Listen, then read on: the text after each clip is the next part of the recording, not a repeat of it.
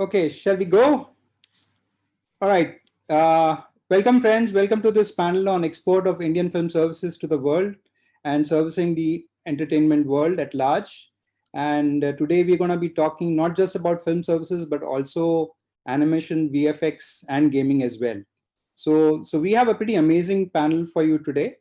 These are veterans from the business of films, VFX, animation, and gaming. And we also have two very senior officials from the Ministry of Information and Broadcasting. So I'll just quickly introduce you to the panel. We have Mr. Kumar Tiwari, Additional Secretary, Minister of Information and Broadcasting. Ms. TCA Kalyani, Joint Secretary, Films and MD of NFDC, Ministry of Information and Broadcasting. Dr. Ashish Kulkarni, Founder, Punaryug Artivision and Chairman, FICCI ABGC Forum. Rajiv Chilaka, Founder and Managing Director, Green Gold Animation. Jayesh Krishnamurthy, Founder and CEO, AnyBrain. Manvendra Shukl, CEO, Lakshya Digital. Sameer Sarkar, Producer and CEO of Magica Films. Tejas Shah, Founder and MD, Accord Equips. And I'm Munjal Shah, Founder of Graffiti Studios and co-chair of the Animation, Visual Effects and Gaming Forum. So a quick intro to the industry, just to get a size, is the media and entertainment industry today is about US 25 billion. Out of that, digital media is about 3 billion. And we have films, which is roughly about 2.5 billion US. Animation VFX is just over 1.26 billion today. And online gaming is about, just under a billion, about $800 million.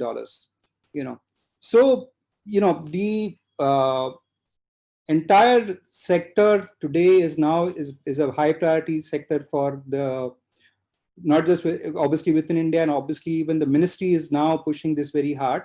So I'm going to just start with Mr. Tiwari. Sir, can you please give us an overview of how your ministry is helping the industry and facilitating the production of exportable content for the global market, sir? If you can just share views on that, sir. Good afternoon to everyone. As you rightly pointed out, India is already doing so much, and there's a possibility of still doing more. So the dictum which we follow is that how do we make it easier to create the content, and how make it easier to export the content, right. And that is where we would like to emphasize. Funnily enough, the media entertainment as such, the whole big picture is scattered among various departments and ministries. We are trying to unite and have a united vision, which is driven by the India's inherent latent potential, as well as what all that as a government we can do to help it. Okay. So I would like to hear more from the stakeholders rather than saying what the government will do. I mean, whatever the government does, it is never enough, or rather government should not do so many things as well. Right. So during the COVID time, I'd like to listen to what the suggestions would come from the participants, the luminaries which we have gathered today in this seminar. Right. And then I would like to tell what all and how we are addressing your concern, or what more we can do about that. Sure. Good afternoon, ma'am. Kalyani ji, we have a question for you. I was hoping that you can share the perspective of the single window clearance now and the film facilitation office that you run under NFDC. So perhaps you can give us some insight into how that is really making shooting in India a lot easier. Ma'am, please. You want me to speak now, or I'd like to hear everybody else and then talk about it in the end, if that is the better way of doing it, because we are here to listen to the others first. But yes, single window, we have the film visa that we have introduced recently in the last 1 year or so. So whomsoever wants to shoot in India, all the crew, everything, they get one film visa. When they apply for permission to shoot in India, the Ministry of Information and Broadcasting, the Film Facilitation Office, gets in touch with the various entities that are involved in giving the permissions, and gives the certificate that yes, the person is fit for shooting in India. And based on that, the film visa is issued by the Ministry of External Affairs. What I'm trying to do is try to integrate it as one, the visa application wherever he applies. The foreign film producer, director, etc., the crew, etc., they apply just once, and then they come to collect the visa. So that the back-end integration, whatever needs to be done, he doesn't have to apply again with the permission that is there. Right. So that is something which I'm taking up with the External Affairs Ministry. Internally, for the film facilitation is also there for our domestic producers also. So there I have integrated fully with the Archaeological Survey of India. So if you're shooting monuments, etc., it is a one-stop shop that you get the permissions online. With the railways, we are in the testing stage of getting the applications. With the Animal Welfare Board also, I'm trying to get that thing through, because earlier it was almost done, and then the Welfare Board went to another ministry. So I'm doing the integration there.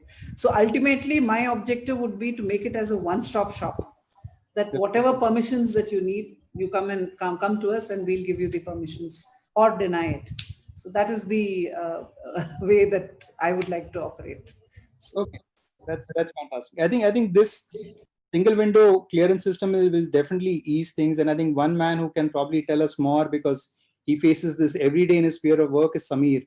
So Samir, has single window clearance eased things for you? That's one part. And the other thing obviously is, I would also want you to talk about how and why should international productions come and shoot in India, and what can they expect? Samir, can you please unmute yourself, Samir?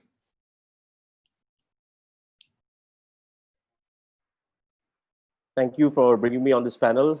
So we run a production house, and one of our primary jobs is to service foreign productions that come into India. And what I'm going to say today, it will come with a little bit of a disclaimer, because we are in a critical situation, COVID, and I don't think anybody is traveling anywhere for shoots. But when things will open up, and I think this is a good time to kind of prepare ourselves for that. So coming back to your question, why do people come to India to shoot, and what can they expect? So I think 90% of the shoots that happen in India happen because the context of their story takes place in India.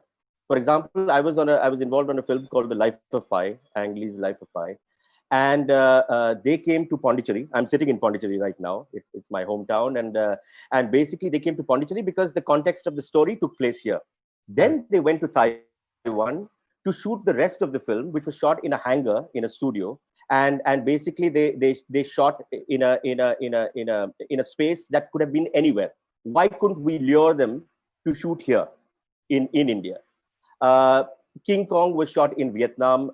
There are so many other films. The English Patient in Morocco, Asterix in Morocco, without having any context of their stories taking place there. So I think for us, it would be very important to also start getting crews to shoot in India that are not only story context based. They come to India because of the facilities we offer them, because of the ease of shooting that we offer to them. Now, I think in this aspect, two people play a very important role. It's the government, which eases things, and it's also the production house, the right production house that can provide the services to the foreign production team that comes here.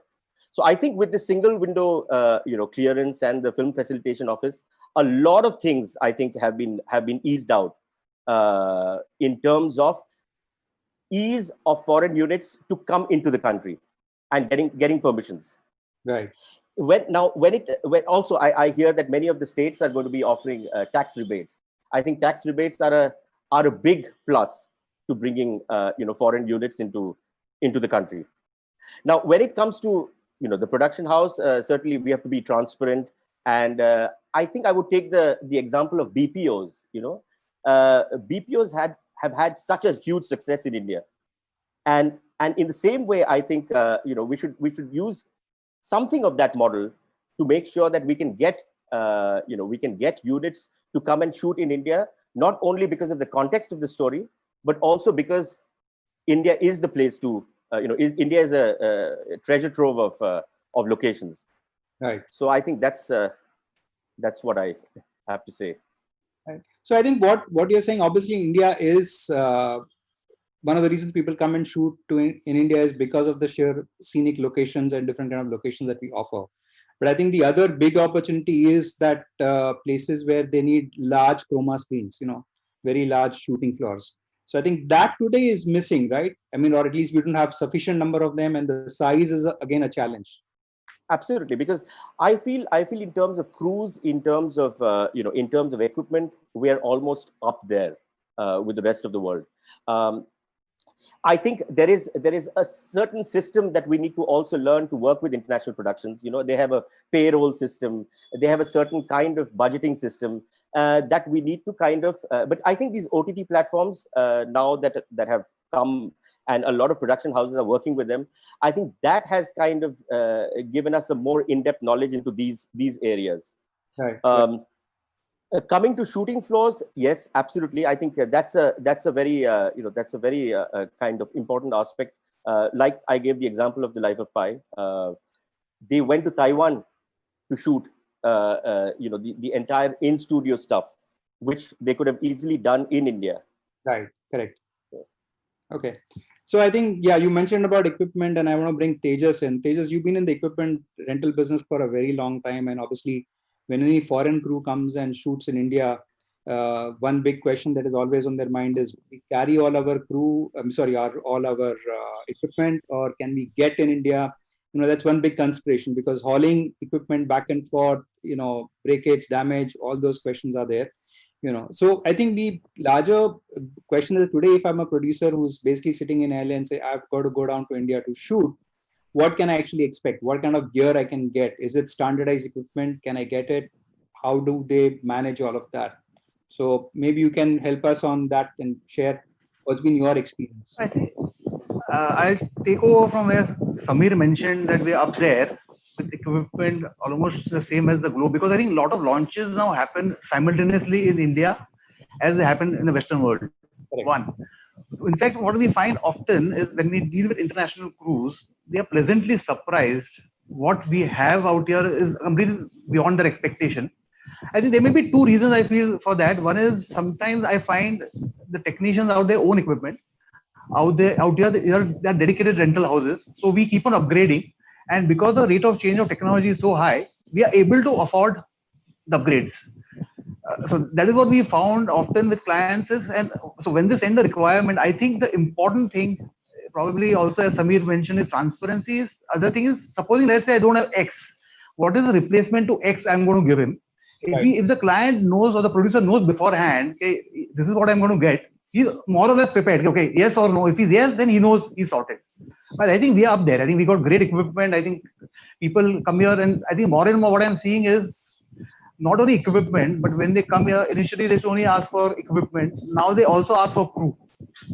Okay. I think the Indian crew is up there, and they can handle even fluid situations, which the film can't manage sometimes. Okay. So, yeah. So, all right.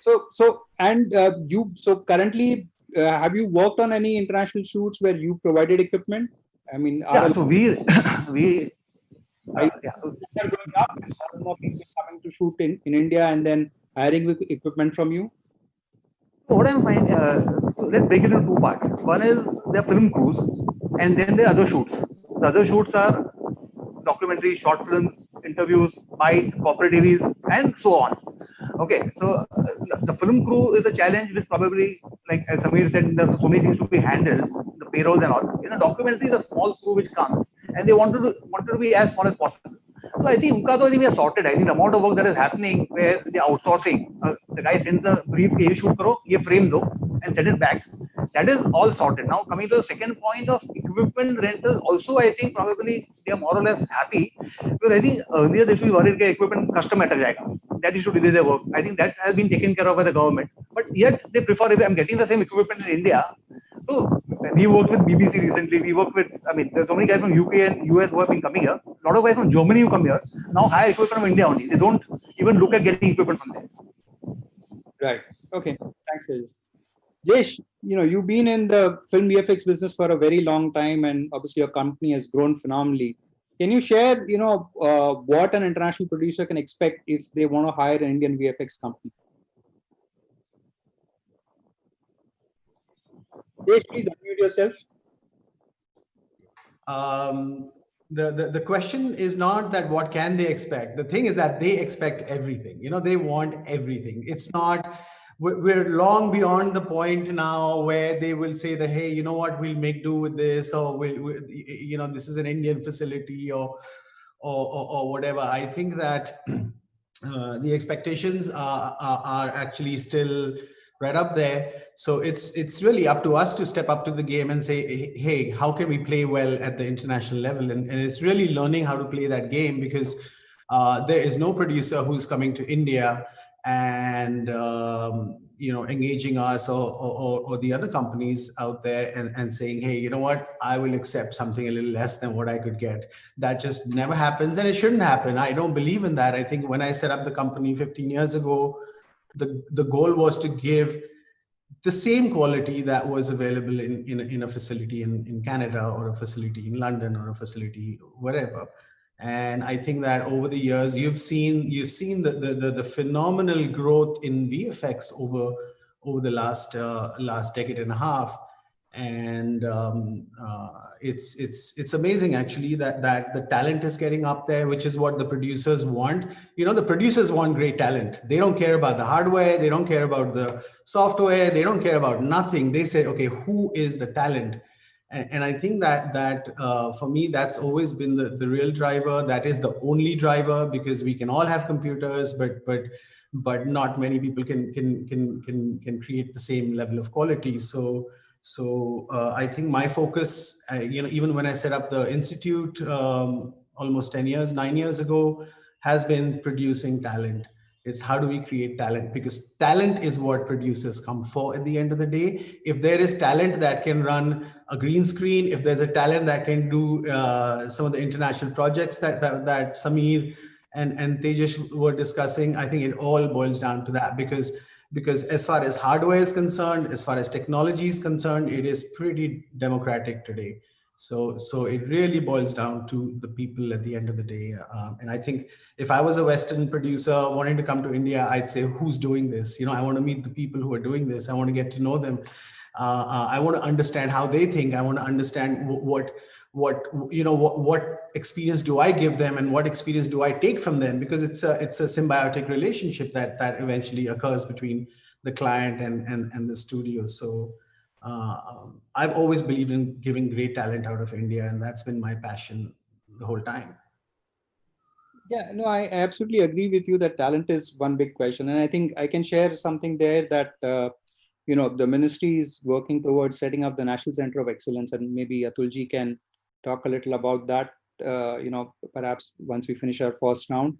And also, we also have the Media and Entertainment Skill Council, which is also setting up standards. So I serve on the board of MESC. So I think one of the things that what we are doing is setting up standards for occupation, set up standards for training, and hopefully eventually reach a level of standardization. So that if a particular person has passed out, an artist has passed out from the school, and he's certified with a particular qualifying fact, then we know that we can expect that level of caliber of work from him. And I think these are all signs of a maturing industry. And also the fact that a lot of foreign studios are tying up with Indian partners here and setting up their shops. I mean, you have a tie-up as well, right? Yes, we have a partnership with Framestore, right, out of the UK. Right, exactly, right. So, all right, moving on, Manvendra, gaming obviously is such an exciting space. And again, even your company has seen some pretty phenomenal growth. How is India addressing the surge in the gaming space and the requirements, servicing the requirements of the global gaming industry? That's equally demanding as well.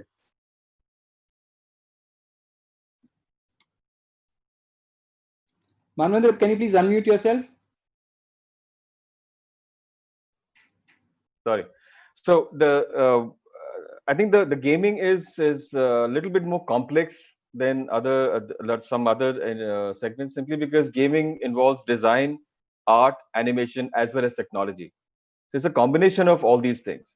And you talked about how is India preparing itself, or how is India able to offer the services to the other global developers and publishers. When you are developing at that platform, at that level, there are two things people expect from you. One, like Jay said, the talent.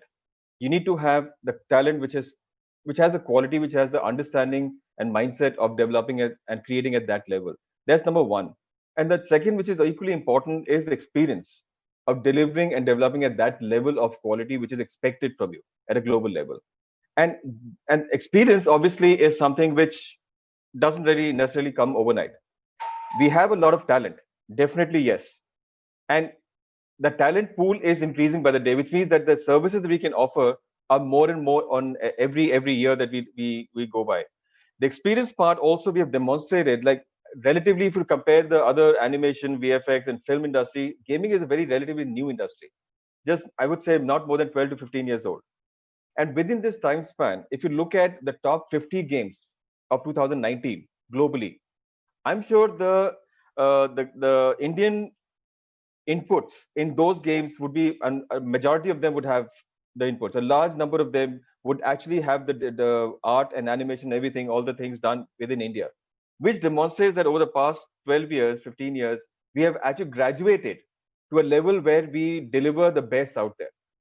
So I would say Indian gaming industry is so prepared to deliver at the best possible levels. And I mean, I don't know whether that's a good or bad, but at a cost which doesn't really become painful for them.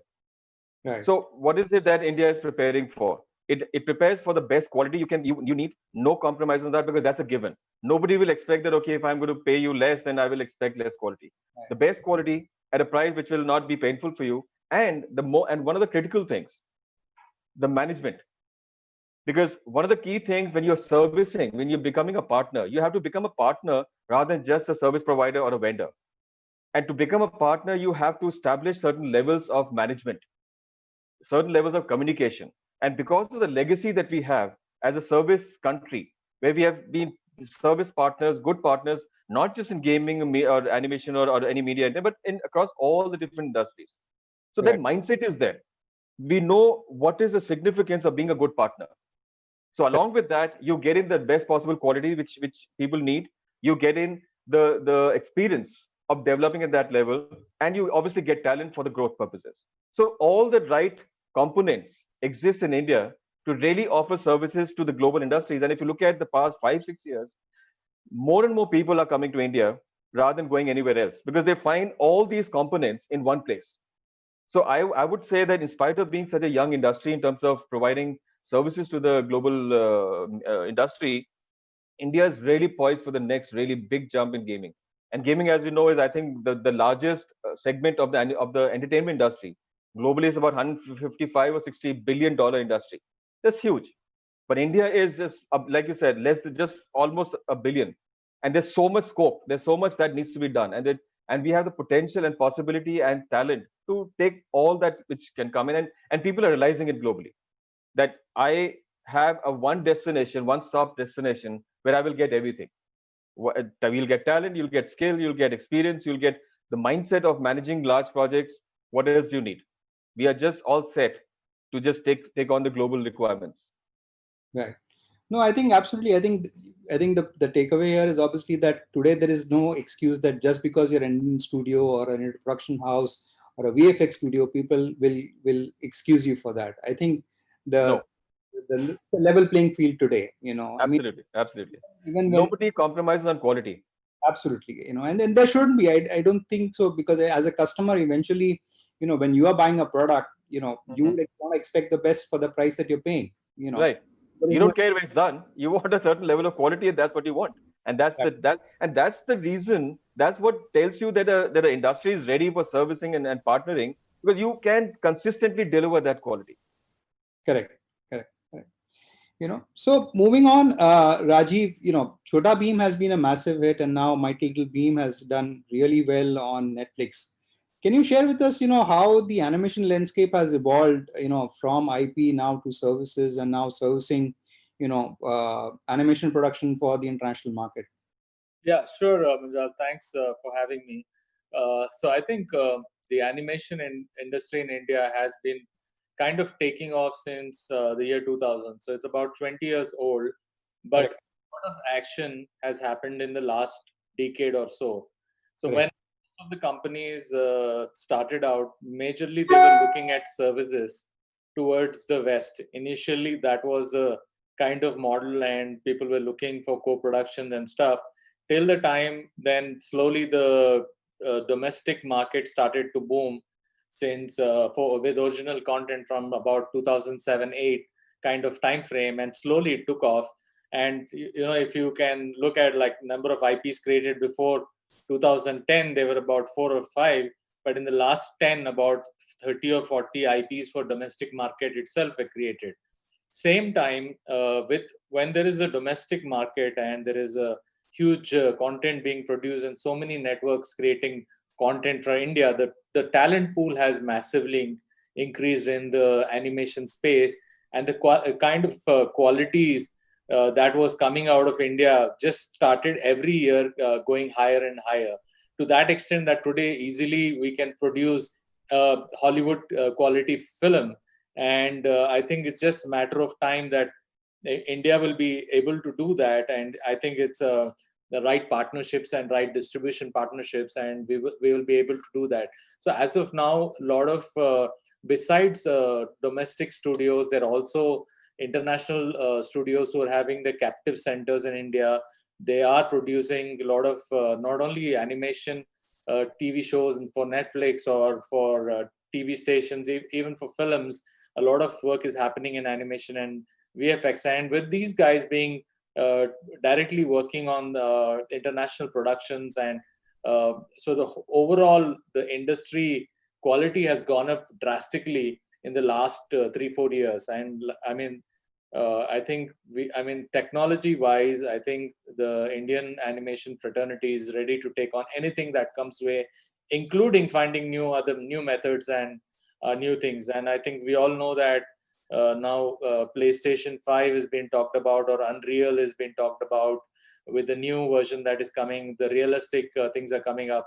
I think it's just matter of time. I think animation VFX become an integral part. I think pretty much in the films, a lot of these backgrounds that are going to be created were realistic. Pretty much would be everything would be out of from game engine kind of platforms that will be created. So really exciting times. And with I think also I know that for a fact that Indian studios are now looking to create content with global appeal. I think they have realized how to tell the story. They've understood IP. They've understood services. What they are now figuring is telling the stories for the international audience. And one such success story has been Mighty Little Beam, with over 27 million households outside of India watching that content, which was kind of a surprise for us as well as Netflix, that this show has taken out very well. So fingers crossed. But post-COVID or with COVID, this kind of scenario, I think the industry has slowed down, and the work has been. It took us about 2 weeks or so to get adjusted to this and kind of regenerate. And post that, I think I've seen a lot more exciting stuff happening even from homes. I think let's get ready for more good times to come in the animation space for Indian studios. Right. No, absolutely. I agree with you. I think more and more, I think, there's a maturity that is coming in the industry. Most of us have produced, content for the domestic market. And I think we've kind of, sharpened our skills. Now we're ready for the big time. So I can just share with you some development at Gravity at my studio. So we've just been greenlit for a major show, which is basically based on an IP that was created by us. And this is a deal with one of the largest OTT platforms as well as a toy manufacturer, and this is meant for the global market. It's going to be released internationally, and it's been a journey now, obviously pitching. And when you're pitching at that level, there is no excuse that you're an Indian studio. The point is that it's, they're going to put in serious marketing dollars behind it, to ensure that it is available on globally on every platform. And like we have shows right now on Netflix as well, Krishtish Balti Boy, which is a very uniquely Indian property, but it's been released in, Turkish, Polish, Chinese, and Korean, so the audience today sitting in New York or Los Angeles or Paris or London, he doesn't care where it's produced, so long as it can excite him and engage him. And I think that's where the opportunity is, is to basically create content which will travel, which will, have a universal appeal, but at the same time have a certain thread which kind of gives you a taste or a flavor of a particular country. I mean, Mighty Little Beam is one example. It's while it's meant for the global market, but it has a very distinct, unique Indian appeal as well. And I think that's esoteric enough and exciting enough for the international audience to sample. So do you think that is a differentiating factor where perhaps that possibly helped Chhota Bheem become such a big hit on Netflix? I think it is all about doing something unique, and compared to the content that is out there on Netflix or any other platform, Mighty Little Beam stands out as it's unique, and there's nothing similar to that. Although initially people thought that Beam is kind of like the Boss Baby, is that kind of a show, but it's got nothing to do with that. It's just a cute baby and a strong, cute baby. So I think it's majorly it worked because I think it is unique, and there is a curiosity factor for people about the rest of the world. And I think India, not much has come out from India in terms of animation, and kids are very curious to this thing, and kids all around the world are the same. So I think they can relate to Mighty Little Beam.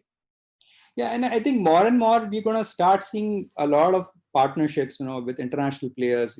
We've experienced that, and I think there's a new paradigm of co-production that is going to emerge, and I think co-production treaties are obviously going to help in a very big way, and this is where policy influence will make a huge impact as well. Ashish, you want to kind of share what you think about how the entire co-production scenario is going to pan out, and how co-production treaties will be very vital, and working together with different studios, internationally.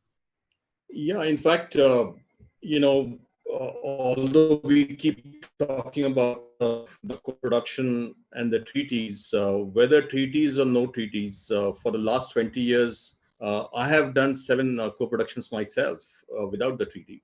With the treaty, we tried to do quite a few co-productions. The treaties really help because then you can have official funding from multiple countries, and you can access.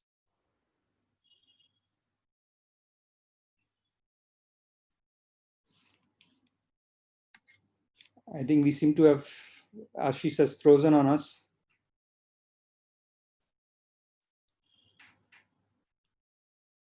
I think he seems to have some power issues. Maybe you can. I thought it was an animation effect. All right. Okay, we'll wait for Ashish to come back and join in again. But I just wanted to quickly now turn to Atulji. Hello, can you hear me?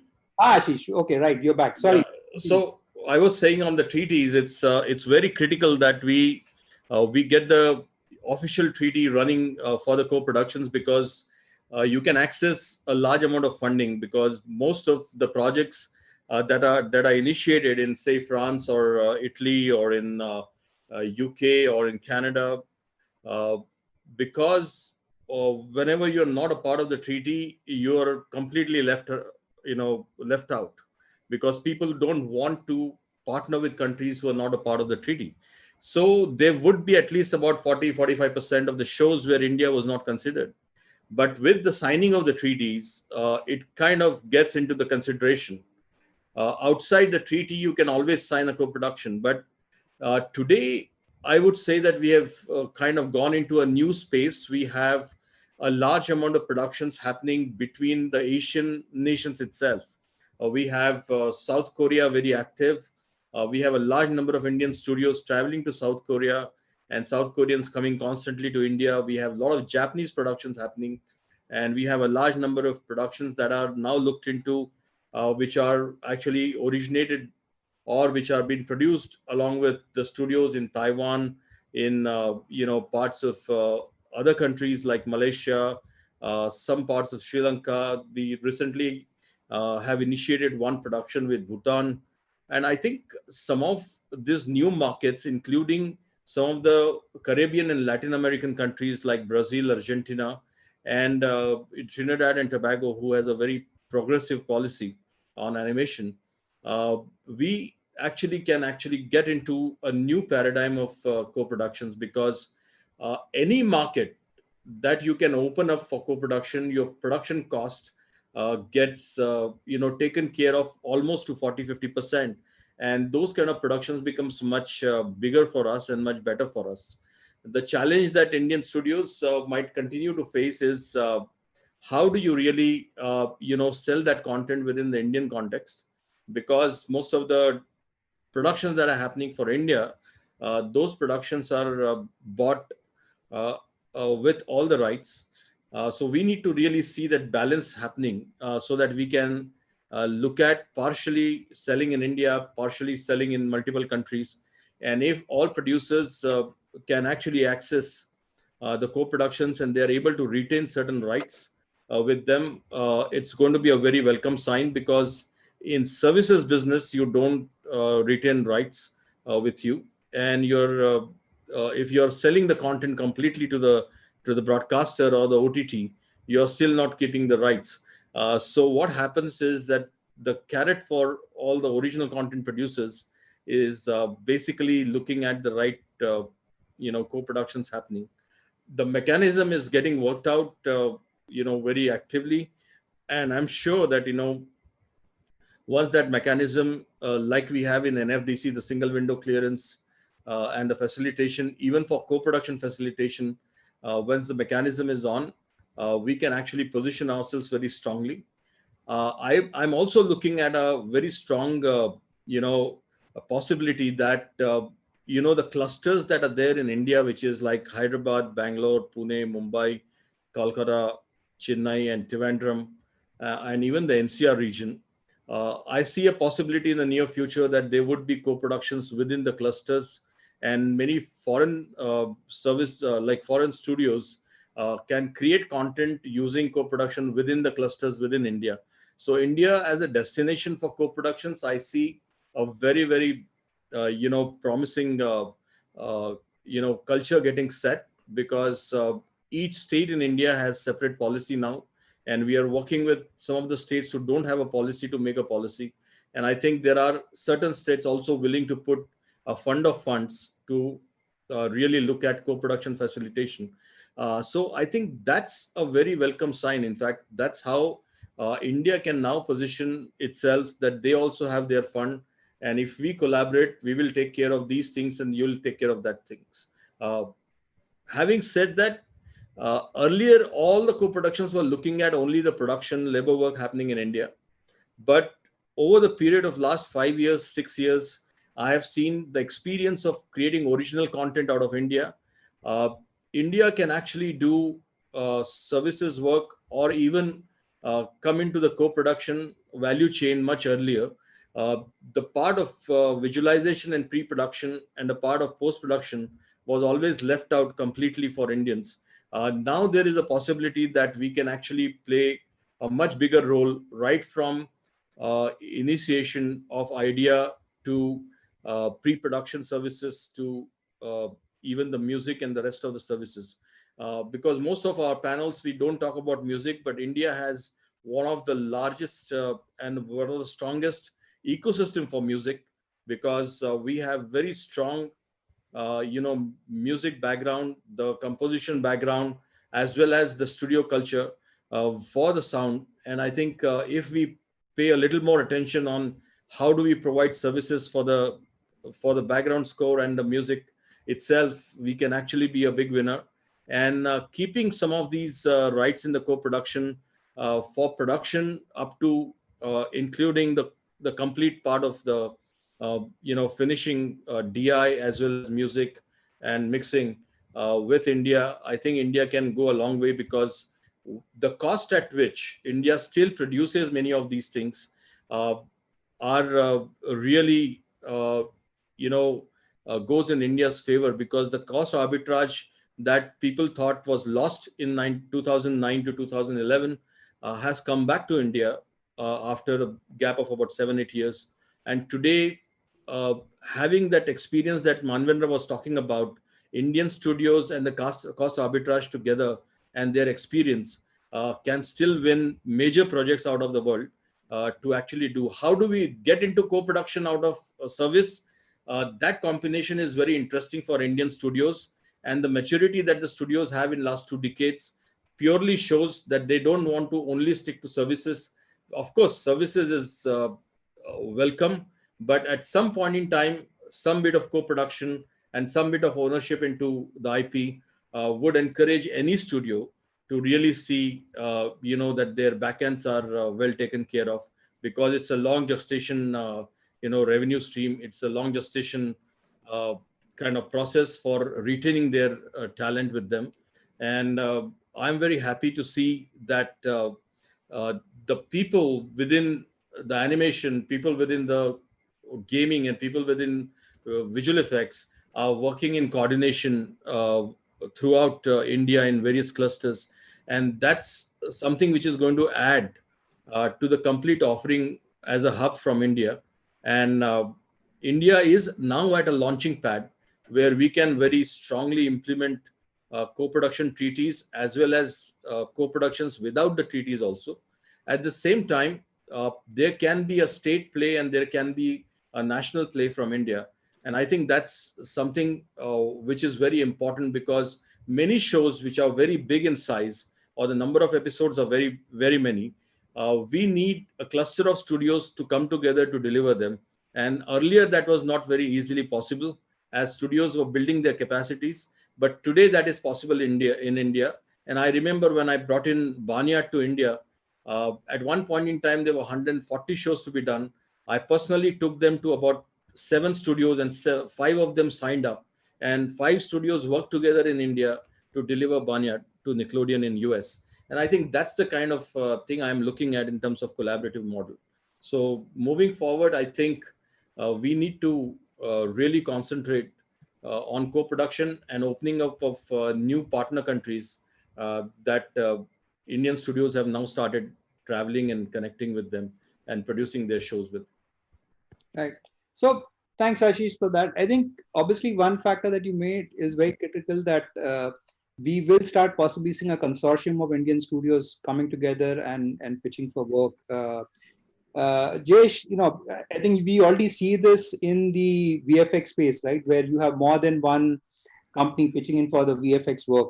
So maybe you might want to share a little about that how is that working for the VFX business? So I think collaboration in VFX has always been very, very strong, because if you look at the time within which you have to deliver a project and the quality of the project, it becomes a risk for the producer to give it to one place. Also, the volume is so big that you have to bring multiple teams together. And I think it's a model that really works. And I think it's a model that I enjoy working with also, because you're kind of using skills and talents of multiple companies, multiple locations. It could be across countries. We do that now. Also, is we take on a full show and then we figure out who's doing what. And sometimes we send stuff outside the country if shots need that.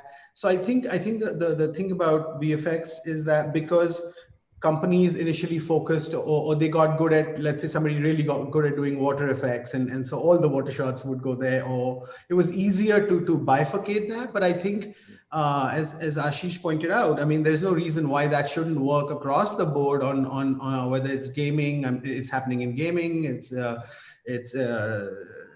if it's going to happen with co-production. I was very interested in that idea. That seemed kind of interesting. And so I think collaboration is the way forward, actually, now that we're kind of looking at this slightly redefined world. So collaboration has become very important, because everyone's collaborating. Even Indian directors who did not want to come and who wanted us to come to Pune or wanted us to go to Bombay are very happy now with us just getting on a video call. And so collaboration like this, like we're engaging in, is really how it's happening at this point. And I think that what's really cool is that technology breaks down the barrier of your office and my office. We're sitting in homes.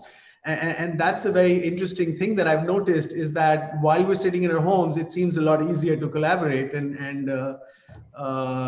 So there are definite positives coming out of this. Yeah, absolutely. So I think we definitely need to talk about the whole COVID crisis, but I want to just bring in Atulji here.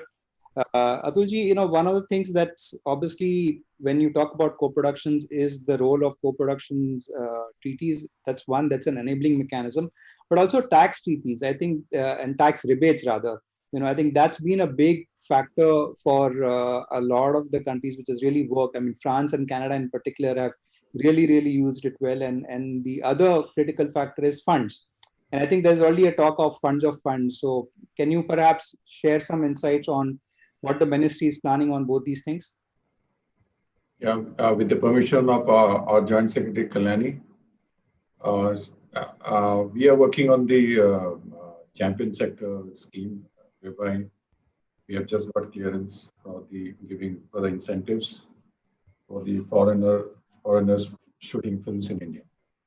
Okay. In fact, as everyone was talking, I was feeling a little bit upbeat, even during the COVID, that there's so much of potential available, and how, as you yourself said, that the animation, VFX, etc., are maturing further, and more collaborations are happening. And right. As Mr. Shah said, that now people are asking for even crew rather than the equipments, and they're happy. As Mr. Samir was saying, Sarkar was saying that also people are thinking more positively in terms of doing business in India. Right. So if in one way we can just define all that government should do is, first of all, as I said, the M&E is very scattered around the spectrum. So we bring them together under one lens, and we do whatever is possible so that the comparative advantage of working or producing in India is further tilted in favor of India. So that at the end of the day, it is make in India and made for world. That kind of a situation arises. Some of what is already happening, and we should do it more. So whether it is the further linking the FFO, we have already spoken to the states, and because of COVID, everything is a little bit in disarray, but things will certainly come back to normal. Co-production, as you said, very rightly pointed out, and I agree totally with Mr. Kulkarni. We should identify the countries. Existing co-production agreement, we're also trying to link it with the agreement which Prasar Bharati has with many countries. Add the AVGCs or any other factors which are responsible, useful, maybe for equipment, who doesn't know. And also expand to different countries altogether. So once we have our incentive scheme ready, then we also go into the corporate who is already working on that. And how do we link the states' policies with our Government of India policy? As you were there, Mr. Kulkarni was coordinating that. We are working with the FICCI on having the AVGC policy for India. And the Ministry of Commerce is very upbeat about that. And would like some action there. Ball is in your court, Mr. Kulkarni. Yes, so sir. give us a draft as early as possible. Yeah. And if we start doing this much only linking with the states, doing the FFO, making it easier for the things to happen in India, and then we bring in the tax incentives and other incentives which may be possible. So unless until we show a big picture to our taxmen in India, then only we'll be able to get certain more things which will become beneficial to the content production in India. Of course, Kalyani ji can add anything I have missed, ma'am. So with your permission again, sir, just two things. The incentives are available for shooting in India, for foreign film shooting in India, and also for co-production in India. So when Mr. Kulkarni, Dr. Kulkarni said that co-production is the way ahead, we have co-production treaties with over 15 countries. If there are additional countries which specific to the AVGC sector, we should be interested in having co-production treaties. I would request you all to get back to us so that we can initiate the dialogue for having co-production treaties. No, you just give us a name, so the country where you think the interest is emerging, Yes, we'll act to our We'll interests. take it up and have the co-production in this thing. Advantage of a co-production recognition is that it gets treated as a national film, and then even the concomitant awards, etc., all those come into play. And a lot of when I was in Berlinale, what the funds, the regional funds also have recognized the co-production status. Yes. Like for example, if India and France have a co-production treaty, the Eurimage has some funds for European films. So an Indo-French co-production, co-produced film or a media content would be eligible for funding from regional funds also. So to that extent, our co-production treaties will be really useful.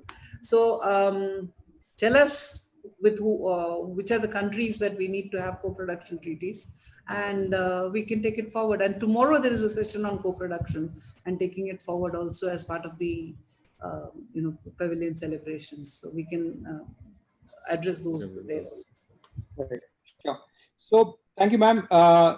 If you have any questions at this point, we can take on. Otherwise, I want the panel to react to also how each of them is dealing with the COVID-19 crisis. Rajat, do we have any questions at this point? Tejas wants to say something. Yes, Tejas. So, it was interesting to hear about the incentives and subsidies and all. I think what I found with the clients who come to us often is we are a one-stop shop. We give equipment and crew.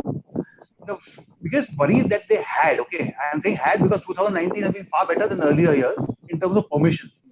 I think if we ease the production process of a crew, I think they are quite happy to come to India. I think the co-production treaty and funds are the icing in the cake. I think you're already taking care of the ease of doing business.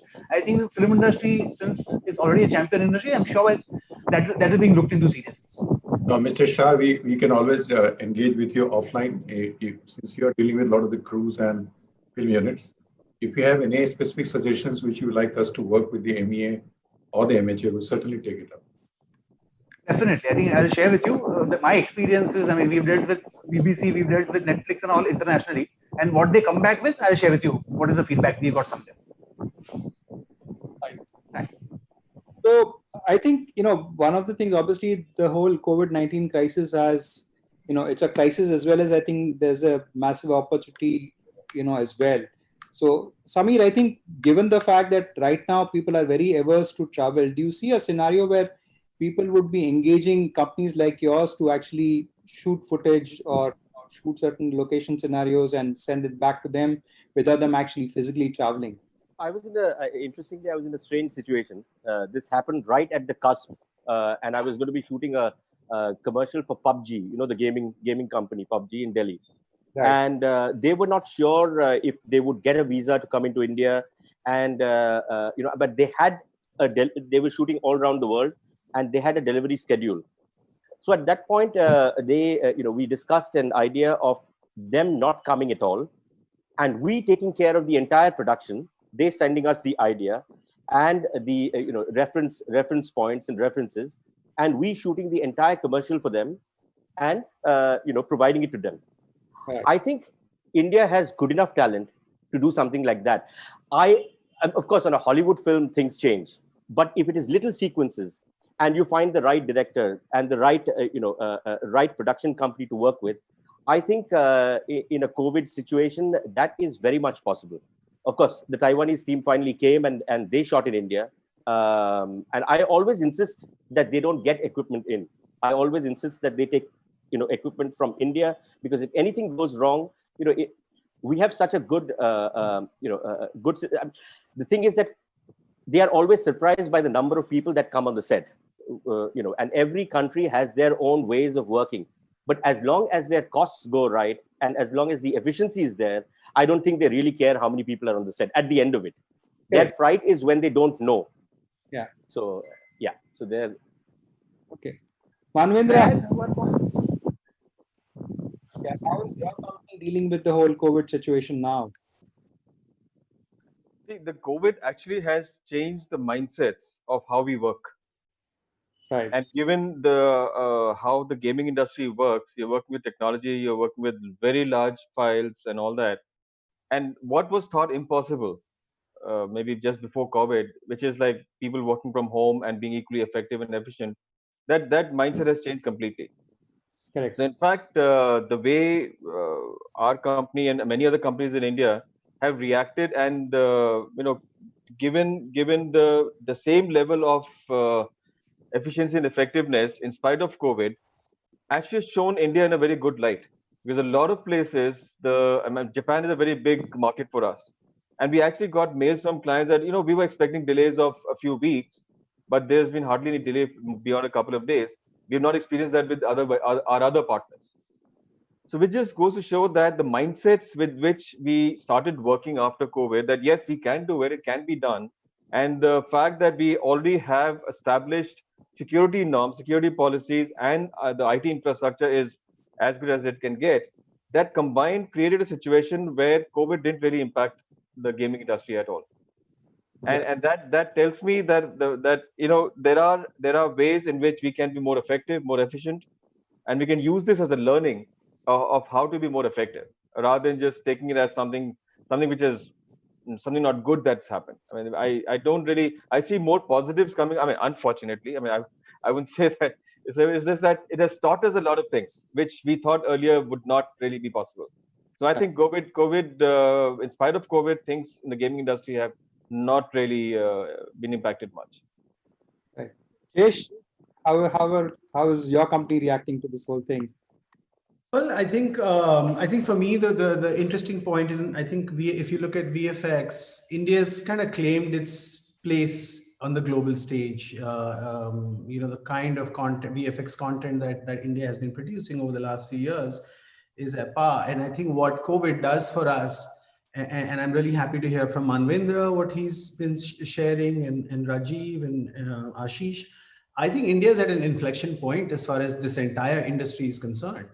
And for a long time we were the guys who were getting the work because that's how the whole trail trickled down. But I think this is going to take a lot of us, our industries, and Indian companies will become the first company they call. So I think for me it is the opportunity now that exists because there is a certain democratization that's happened globally because of COVID. I think it's just an incredible opportunity. And for us, yes, work from home was a challenge, but like Manvendra, we didn't know how we would do it even few weeks before COVID. But when it hit, we said, okay, I mean, we did everything from sending stuff in rickshaws to whatever to make sure that work did not stop. So it was pretty cool. But I think the real kind of juice for me is that I think that there's a shift that's happening, and Indian studios and Indian companies are realizing that we can play that game now. We're ready to play that game, and I think COVID will be a very big step in giving us that opportunity. To be honest, one thing which I would like to add to what Jesh just said is the fact that what COVID has established as a fact globally, at least as far as the Indian companies are concerned, is that the mindset of a servicing or being a service provider is paramount. So the first instinct is, okay, let me do whatever it takes to make sure my clients, my partners don't feel the impact. So it's that mindset which makes you do things which you otherwise would not do, just to ensure that the impact on your partners is minimum or not there. So I think, again, it's a mindset of providing service, which has changed so much since the past so many years, and which tells us that we are really ready to be the number one out there when it comes to partnering. And that's why I think a lot of companies in India are moving up from being a vendor to a partner. And that, I think, is the most important thing. Have you been responsible enough? Have you been able to give the sense of certain comfort to your clients so that they can treat you as partners, so that you start working with them at a much earlier stage rather than just doing piecemeal things? Right. Fair. So we have a couple of questions. So let me just do that.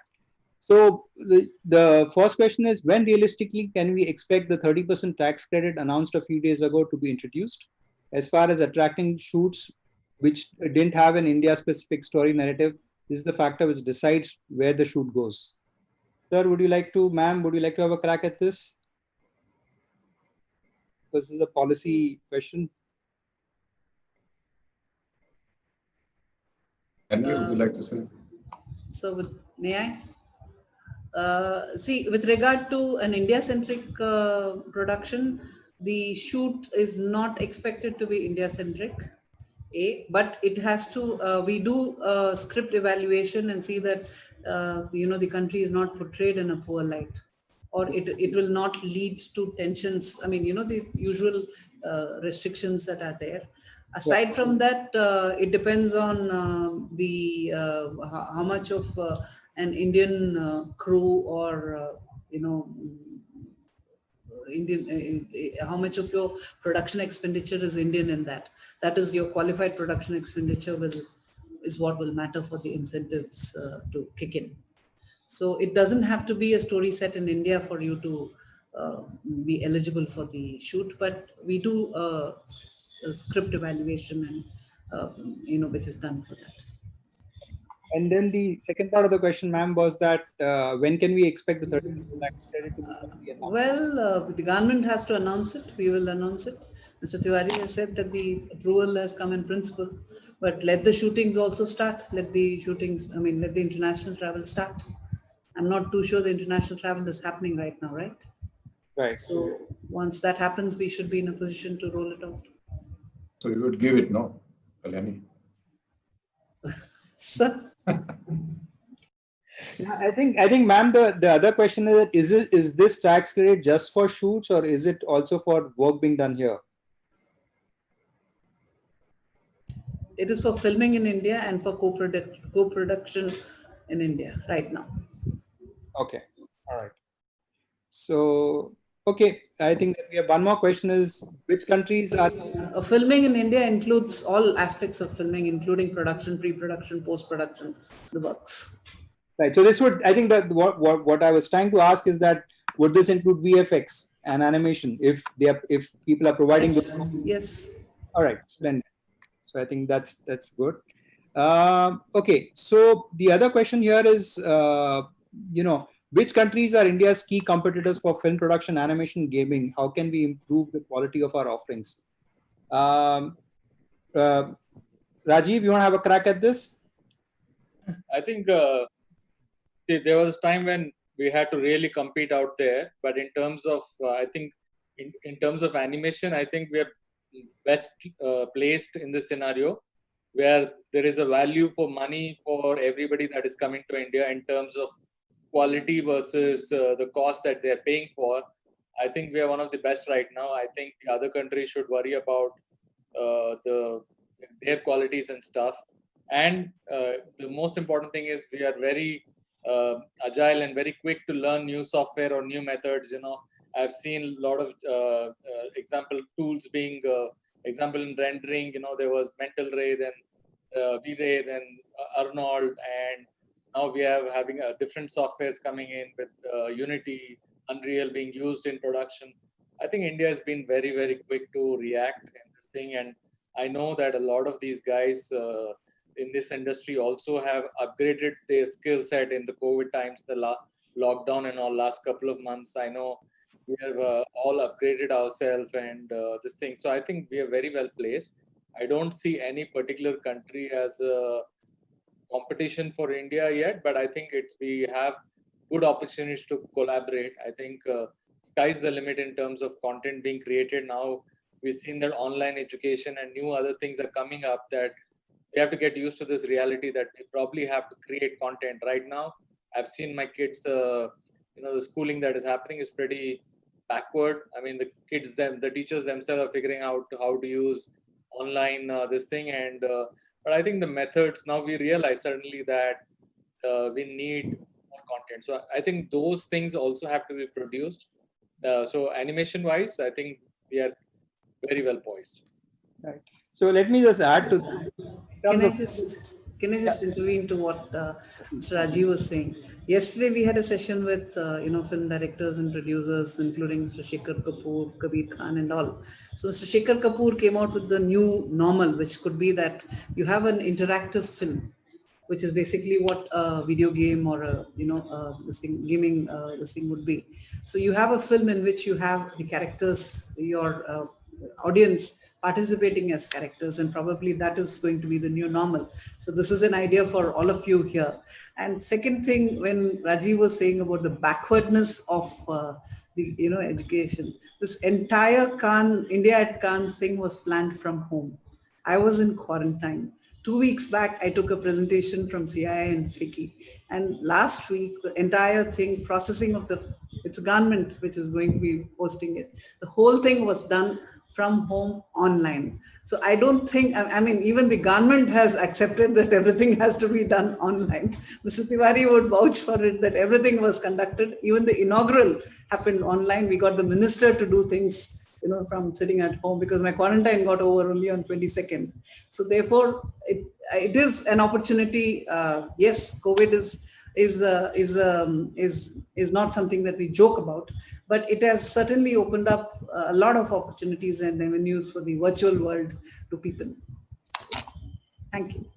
I was just trying to make a point in terms of competition today. I think Korea and Singapore are definitely two countries which are competing very heavily with us in the animation space.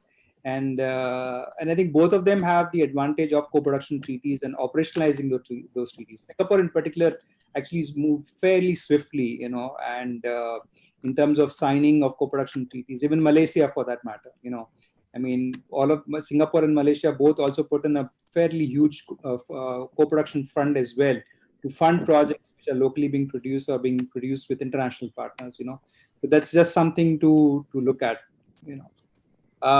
I think we have pretty much run out of time. Rajat, do we have a few minutes or do we need to close? Can we have any closing comments from people? I had one thing to say. I think to take over what Samir Sarkar said now, that the crew was looking to work in India. I think by September is my feeling, when if the COVID were to phase out, he spoke about fiction because of the ads and all. I'm saying the non-fiction segment, you will see a lot of value-added work. That is, people will just send their briefs. They will expect us to shoot and send back the rushes back to the country where they will edit because of traveling restrictions and because we would have done far more work which they will be comfortable with. This is my belief. I think Samir might want to add to that. Munjal, I think, India has quite a few important locations. In fact, I work very closely with Ramoji Film City, and they are already prepared.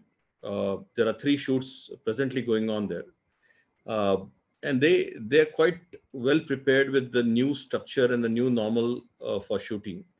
I foresee, the visual effects industry, and combined with animation for modeling, texturing, and a lot of other things, going up drastically, because a large number of films, the actors will shoot, but the complete background and the sets and everything will have to be digitally created.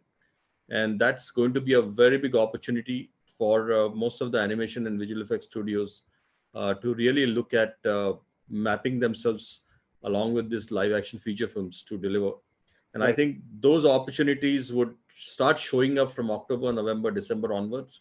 But people who are ready, I think when you asked about the question of competition, my experience in the last 2 decades with the AVGC sector is who can reach out first and who can reach out with strength of skills is something is always been a winner.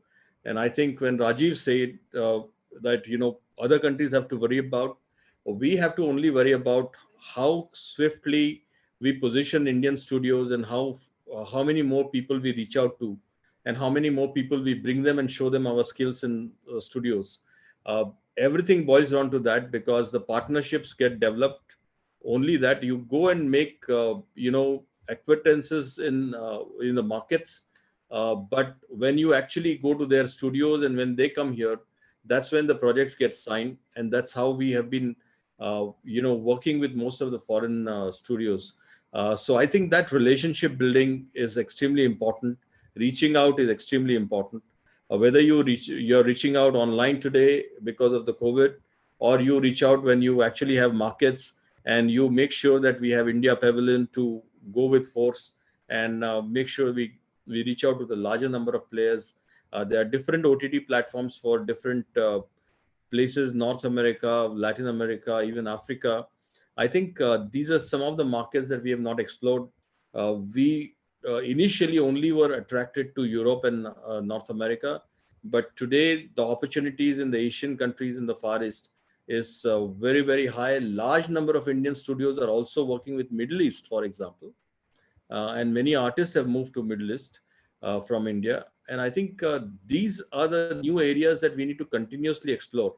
And although we have given series of wish lists for countries in the past, but we will once again give it to Kalyani ma'am and Atul sir to sign co-production treaties with, and we will really follow up with you to make sure that those treaties are signed.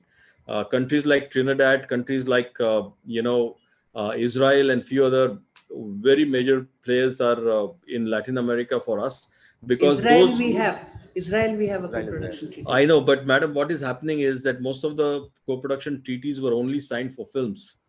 No, of course, the UK and all still need to be corrected because they were only signed for films. We need to see that animation, visual effects, and gaming is included. And if no sooner we start including this, you will see automatically this is panning up, because most of the co-production treaties are used by television productions all over the world. So I think we need to make that a little bit more strength. For us, the definition of films includes AVGC sector also. I know, but when we try to do it, I personally have given at least 4 or 5 applications. They were rejected because it was not a part of the definition. So I have a co-production treaty. I have a co-production with Canada right now. And I wish it's a wonderful story to be shot in Goa. It's called The Reunion, which was officially put up when Mr. Sanjay Murthy was there. We would like to revisit that and see if that can be done at this point in time. Yeah, I think, just to kind of close the session, yes, I think on the policy front, there is work that needs to be done. But I think we are now at a point with the leadership in the ministry.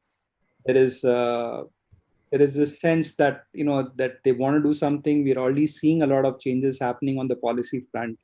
A lot of the treaties have been signed, which need to be operationalized. And I think, ma'am, that's where we will work very closely with you.